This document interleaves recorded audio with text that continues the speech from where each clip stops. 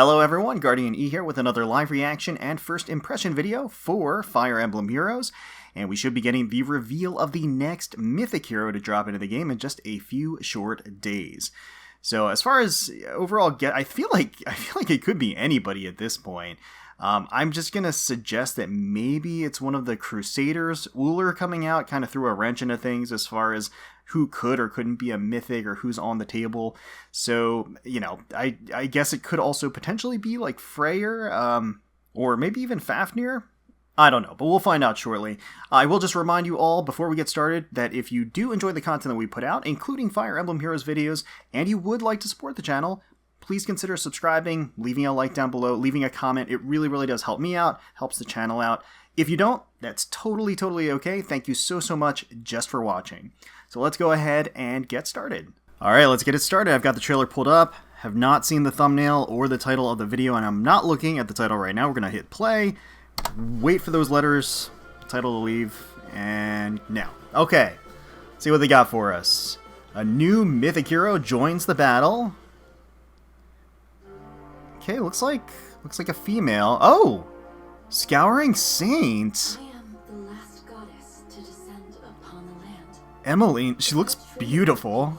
So radiant. Staff of the Saint, Nudge Plus, Trace, Holy Ground. I didn't see her movement type.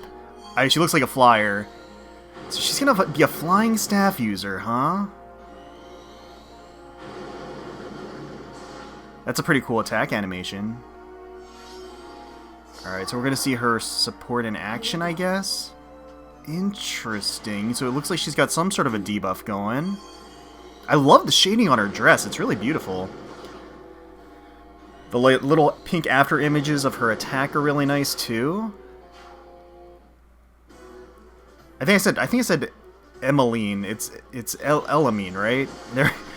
So we got Julia, okay, Peony as well, got Seliph, Claude, alright, Ashera, let's see, Constance, okay, Happy, Alter, ugh, alright, nobody cares about Alter. We got Fjorm, Atri, okay, 8%, as always, and it's going to go for a week, standard, as usual. I don't think there's anything else in the trailer, aside from the fact that you can spark if you are a FE Pass subscriber. So yeah, again, starting on the 28th and going for an entire week, looks like we're going to be getting Elimine, or Elimine? I'm not 100% sure, but yeah, okay, well, I'm excited. Let's go ahead and check out her art and check out her skills. And also just evaluate the banner as a whole to see if this is ultimately one that I think is worth pulling on. So Elimine is going to be a flying staff user, and like I said, she looks quite radiant here. Very orderly, very symmetrical. Like you have the golden tresses of her hair outstretched, blossoming behind her. Even the way her cloak buckles and sways behind her just seems very balanced and orderly. Curvaceous hourglass figure. Elegant looking dress, gentle expression, soft colors throughout the entire thing. The art looks pretty great, I have to say. I like how she's just kind of floating there. So, Staff of the Saint is going to be her own unique staff, 14 might, has built in a dazzling effect there. At start of turn, grants defense res +6 to allies within 2 spaces for 1 turn, and inflicts false start on foes in cardinal directions of unit with res less than unit's res. So false start is, through their next action, foe cannot activate skill effects that trigger at start of turn. Start of turn effects that cause unit to transform or that refresh availability of duo skills or harmonized skills will still trigger. If this effect is neutralized at the start of turn by skills like even recovery, auto recovery, etc., effects that would have been triggered at start of turn, like healing and damage, will then trigger. Interesting. Okay, and then going back to the little caveat at the top, in Summoner's Duels, if false start is inflicted at the same time that any start of turn effects trigger for the opponent, effects will still trigger, with the exception of those that restore HP or deal damage. It is rather situational, but a lot of teams and units actually do really rely on this activating at the start of the turn effect. So, for example, I mean, they talk about summoner duels within the weapon description itself, but you can think of Yuri or Brave Alm, that they have the activated effect of their weapon to essentially give them an additional movement tile space. That activation at the start of the turn would be nullified by this false start effect.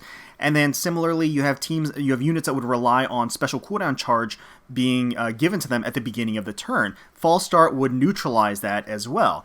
So it's pretty interesting, I have to say, provided that you can position her in the right way. Cardinal directions is a huge range as well, so I could see her having some I can see her being a very strong counter to particular units. But again, it is a little bit niche. She does have support roles as well, again, providing that defensive buff to her allies, and that's always going to be useful.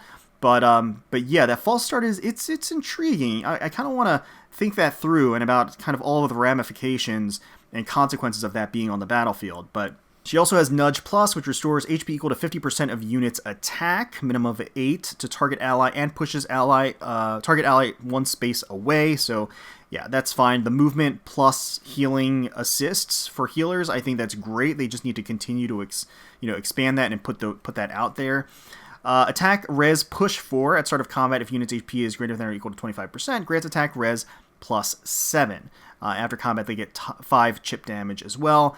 That's fine. And attack speed far trace 3 enables attack speed -3 on foe during combat, and then obviously enables Kanto remainder.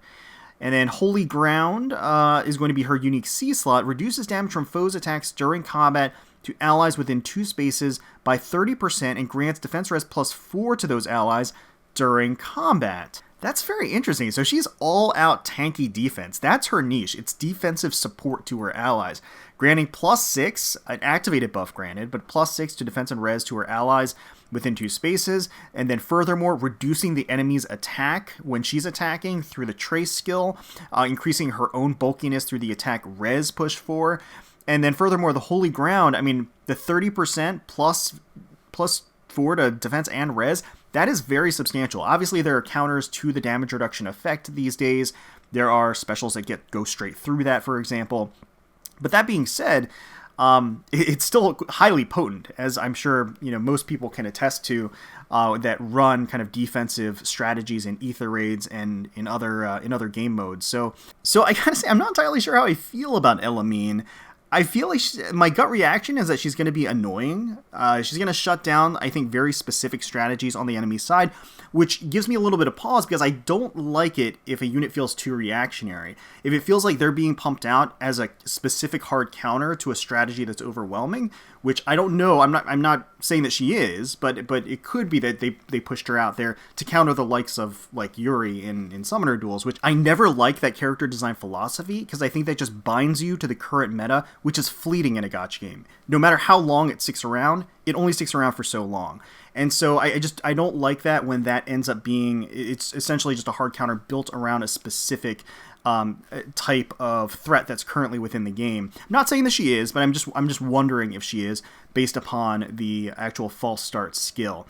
I will say that false start is unique and it's interesting, and I think that she's the only unit that has it, and we'll see going forward if other units have a false start effect or if skills get doled out later that have a false start effect as well. Debuff, for example.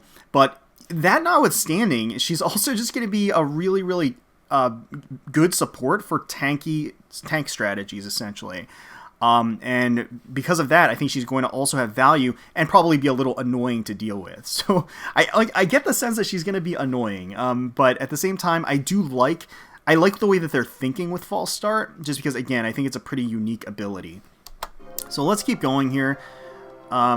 She's definitely going to have her uses, and you can build probably really powerful strategies around her. So this is her attacking art. I think her dress looks a little bit more silky and glossy here, which it had a more extravagant look to it than her just kind of standing art. I think it's the lighting, and the way it's reflecting off of the fabric of the dress, and how it's kind of hugging her curves here. You do have the pattern along the side, the golden belt and the tresses, and the trappings at the bottom with the actual hemline. So you do get this sense of momentum as the cape and her hair are flowing behind her. And in fact, I actually like this art a lot more than her neutral art. So I think this is actually kind of improves on something that already looked pretty nice. And then you have this really like powerful effect or animation to what is a relatively paltry attack skill or attack stat, because obviously her goal is not to be a powerhouse from an attack standpoint. So we can see her stats here. She has that high level res, that really terrible defense. Like I think she is going to be more defensively oriented in general. She has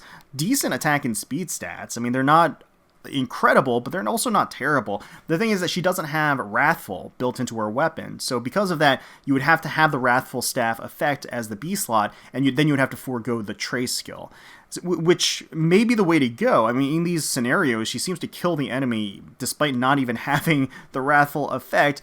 Don't think that's really going to hold out for too long, but it does sound like there's some versatility there with respect to the kit as a whole, and whether or not you do want to kind of build her more for an offensive play in addition to having her defensive support, so she can be, you know, kind of the offensive threat while she's supporting all of these like tanks around her. I don't know. There's a lot of different ways that you can approach it. So Elimine is going to be colorless, and she is going to be accompanied by Ashera and Claude. Great bedfellows to have on this banner as a color. Colorless is looking very, very strong. For blue, you have Peony, you have Julia, and you have Hoppy. That's a little bit on the weaker side, I have to say. Generally speaking, I mean, the two Legendary / Mythic heroes are on the older side. They have their uses for sure. Peony in particular, everybody got for free. So unless she's a merge project, that's not really doing much for you. Hoppy is in the regular summon pool, even though she does have the recency going for her. But I don't know if that's enough to carry that color too far. So for green, you have Atri, you have Ascended Fjorm, and you have Otter. So you have two relatively recent Legendary Mythics. Atri in particular is pretty strong. Otter, in my mind, actually brings the whole color down because nobody wants Otter. That's just a failure on every front, and nobody, really just a detriment to any barracks. But then you have Ascended Fjorm, who is actually a huge asset to any barracks, but she's also in the regular summon pool. However, I think she's strong enough, and she also has the added benefit, if you don't already have her, of an Ascended Floret. So I think that does just kind of like skew even further in green's favor. Despite Ultra being there and bringing the whole color down, I do think green is actually pretty good. And then for red, you have Seliph, you have Volk, and you have Constance. I mean, just by nature of those two being regular pool characters, that really brings the color down. Seliph isn't, like, incredible either as a red unit, or as a red legendary hero. So I feel like red has a contender for the worst color on this banner. Yeah, honestly, in my personal opinion, red and blue are pretty down there. Green is a step up, but not really selling it too hard, and then colorless is definitely the color of the banner. This may as well be a colorless banner. So that essentially, I think, is my breakdown, is that kind of go colorless or go nothing. Of course, that always depends on who you're missing and who you're a fan of, and if you're missing at least 2 units on a particular color, it's worth sniping that color as long as you don't mind which one of them you get. That's how the odds break out as far as the 8% across the 12 units. But yeah, honestly, it's a very lukewarm Mythic Hero banner. I mean, I feel like we've gotten a lot of home run Legendary Mythic Hero banners recently. This is definitely on the weaker side overall. Even the Mythic Hero herself is like not that standout-ish. I think that she has specific roles that she's going to excel in, and she's very interesting and unique, which is a hard carry, I think, for a character. I think those attributes go a long way. But that notwithstanding, I think the banner as a whole is a little bit on the weaker side. So like I said, starting on the 28th and going for an entire week, for me personally, I'm probably not going to summon on this. If I were going to summon on this banner, it would be to try to go to the pity, essentially, for Elimine. I mean, I think she would be the primary target for me, but I think I'd be just as swell to not go in on it at all. And as anybody that has been watching my channel recently knows, my orb stash is devastated, and I am still hunting for my final copies of Pirate Hinoka and Camilla for the +10. So probably not going to go in on this. Maybe if I'm super lucky, I'll have some leftover orbs. It's not looking good. Also, the other thing to consider is that Anniversary is around the corner. Fire Emblem Heroes doesn't usually have like an amazing banner for Anniversary that you absolutely must go in on. I know some people say Hero Fest is that thing. I don't think that's always the case. There could be a banner that's worth going in on, but I honestly don't think that that's always the case. A Hero Rises that could be a banner that's worth going in on. But by the time that rolls around, you're going to have an increase in your orb stash and everything else. And Anniversary is going to give you a ton of orbs. So I don't know. You have time basically to build up an orb stash is what I'm getting at. But let me know in the comments below if you are excited for Elimine, if you are excited for any of the other returning units on this banner. Hopefully you all enjoyed the video. If you did, please feel free to leave us a like, comment, and subscribe to the channel for more Fire Emblem Heroes content. We thank you all so much for watching and for taking time out of your day to spend with us. Really do appreciate it. Certainly hoping you're all staying safe, healthy, secure, and united out there, and wishing the very, very best for you, your family, and your friends. And until next time, let's protect those skies.